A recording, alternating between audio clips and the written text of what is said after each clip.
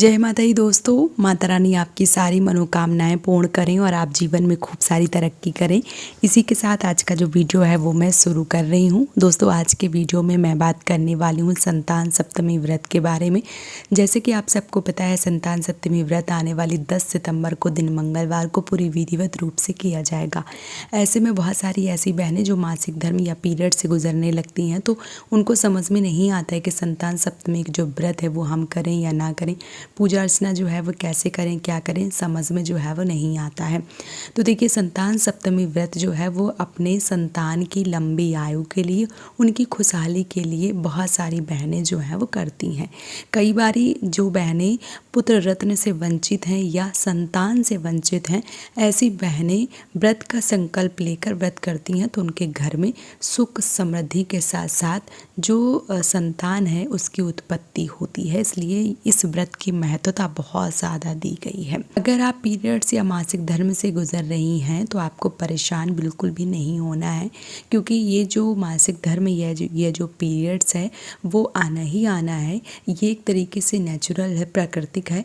इसमें कोई बहुत ज़्यादा आपको परेशान होने की ज़रूरत नहीं है।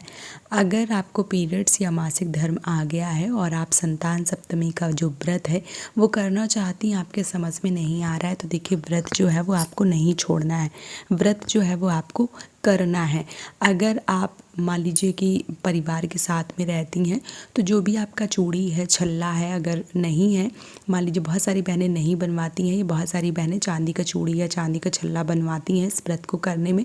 तो आपके पास चांदी का मान लीजिए चूड़ी है या छल्ला है तो आप अपने परिवार से अपने लिए 7 पुए जो है वो बनवा लें और जो चूड़ी है वो दे दें ताकि वो तपावन कर दें। अब जो बहनें रहती हैं व्रत उनको पता है जो अग्यारी की जाती है उसी से जो चूड़ी है वो तपावन की जाती है, तो आप उनको दे के करवा सकती हैं, जो पुए हैं वो बनवा सकती हैं। साथ ही साथ जो कथा है वो भी बैठ के दूर बैठ के सुन सकती हैं। अगर मान लीजिए कि आप देवरानी जेठानी ननद अगर हैं तो आप जो पूजा का पूड़ी है वो बनवा लीजिए, मतलब पुए बनते हैं 7 पुए तो वो बनवा लीजिए, और जो मान लीजिए कि एक तरीके से चूड़ी है वो भी तपवा लीजिए।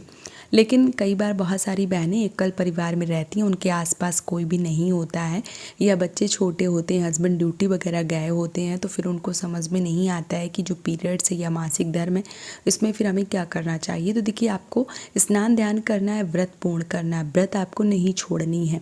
क्योंकि आपके घर में अगर कोई है, मान लीजिए बच्चे बड़े हैं या हस्बैंड जो पुए हैं वो बना सकते हैं तो आप उनसे चढ़वा दीजिए, और जो चूड़ी है उसको कुछ नहीं तो दिया से ही तपावन जो है वो करवा लीजिए। लेकिन अगर मान लीजिए कि आपके घर में कोई नहीं है, बहुत सारे प्रश्न आते हैं तो मैं सबका जो तरीका है वो बता देती हूँ, क्योंकि कई बार बहनें प्रश्न करती हैं दीदी मैं अकेली हूँ, हस्बैंड ड्यूटी चले जाते हैं, बहुत परेशान हूँ, क्या करूँ।